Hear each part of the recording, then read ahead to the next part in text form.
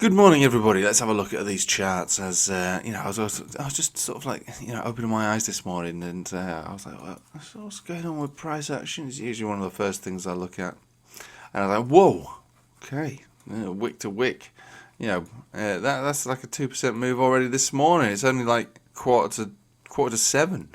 Fine, 2% down on the S&P towards the 20 and the 21 exponential. I was like, all right, fine, that's fine. We had the bearish divergence, didn't we, leading up onto this big move.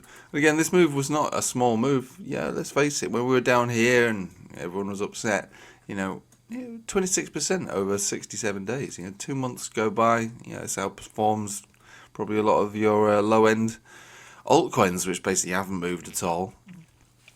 And so yeah, that's pretty nice. It's actually formed a bullish scenario. We've got golden cross that was confirmed over here on S&P. We've got the 200 simple moving average as well here. So we've got support, box support, bottom of the golden cross support, bottom of the box support, and we can see all of that come down into those areas, forming a lower high, and then bounce up from there. We can see all of that. That's all definitely there.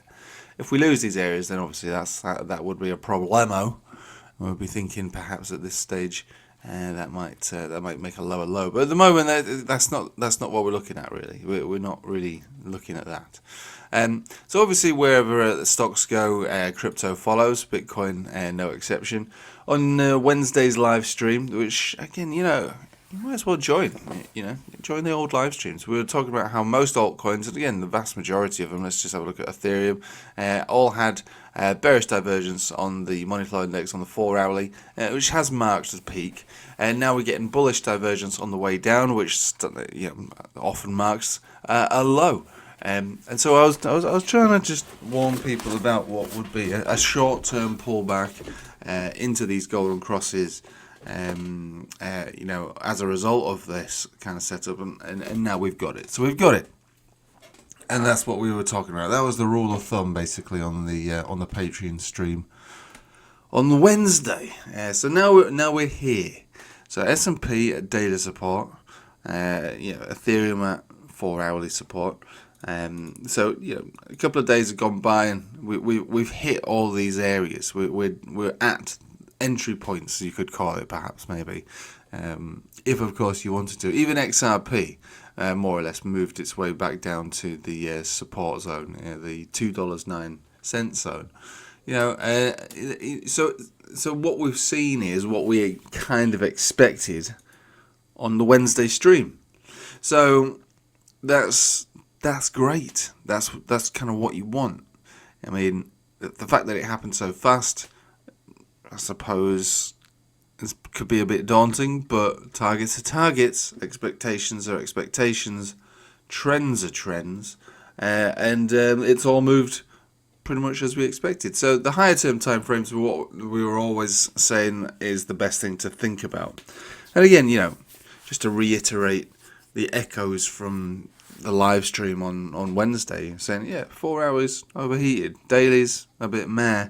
Weeklies generally, for the most part, looking pretty good. And we are still looking pretty good here. We haven't closed the week yet. It is only Friday. But if we do close the week with this cheeky span digging into this candle, thou shall not be pleased. Because that would be that this trend signal on the Itchy Cloud is likely a failed signal, cancelled. If we could just close just a little bit higher than where we are right now, 105,000 would be nice. It'd still be in play, and then next week we can sustain much deeper dives, down towards 95,000, which on the daily is also support. When we're talking about the 200 simple moving average, which is recently golden crossed. So look, allow it to happen if it has to. The key is just close 105,000 or higher on Sunday night to keep the trend signal alive. Right, well, let's have a look at the 4-hourly, and you do have some hidden bullish divergence here. You would also have some more here. Looks like the momentum and money flow is getting ready for a full-on reset, which at this stage now would be pretty acceptable to see a turnaround already. A nice move down that we've had from the top to the bottom is 7%. that's fine. It's absolutely not a problem. And Ethereum doing the same. Obviously, the move will be likely higher, but the supports are the same. So from top to bottom, there you go, 15.5%. That's pretty nice. Also getting support here as well.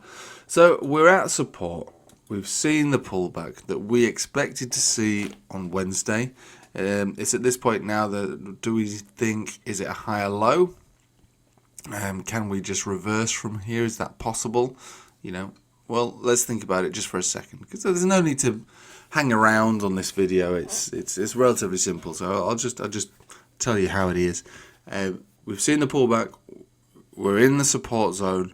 For S&P, you're at the center of a Bollinger Band. For Bitcoin, you're at a Golden Cross retest. For Ethereum, the daily's not great, but the 4 hourly is giving you support. For XRP, you've come down to the Golden Cross once again, which is all pretty good. And again, just reflecting on the size of the big move up, which is good. This is all okay. Breakout money flow momentum, but not price. The only problem is obviously rejected from the center of a Bollinger Band. So you want to see a hold now. So it's the weekly versus the daily, and the daily's at major support. So like I say, just to wrap this video up, the message to take home is, this is entry point time. Is it the absolute low that nothing can ever go lower than this ever again? No, not at all. Is it good risk to reward? Yes, definitely. Which leads me on to the promotion that I'm doing for BloFin, which is the new favourite exchange of the crypto world. There's links in the description below. There's perks. There's 20% off trading fees for life, and I think there's some kind of cashback deal as well going on. But yeah, futures, derivatives, and all that stuff, and links in the description below. But again, trade at your own risk, and don't believe what I'm saying is gospel. I'm just a bloke with an internet connection telling you what I think is going to happen today and for the duration of the month. I think the odds are in favour of this being the low across the board, basically, and then bounce up from here. That's what the odds are in favour of. But they're just odds. They're just odds. People still will win the lottery, and the odds are extremely against them. So just because the odds are in favour of a bounce and a reversal from this level doesn't mean that it's going to happen. Like I say, somebody won the lottery, I'm sure, this week, and the odds were against them in a way more dramatic fashion than the odds breaking down from here. So it can always go down lower. But is there an entry point to take advantage of here? I believe so, and I'm doing it. All right, I'm doing it. I'm going to finish my cornflakes, and I'm going to find the appropriate entry point on the appropriate altcoins. Right, I'll leave it with you there. Thank you for watching. I hope you have a nice day. Take it easy.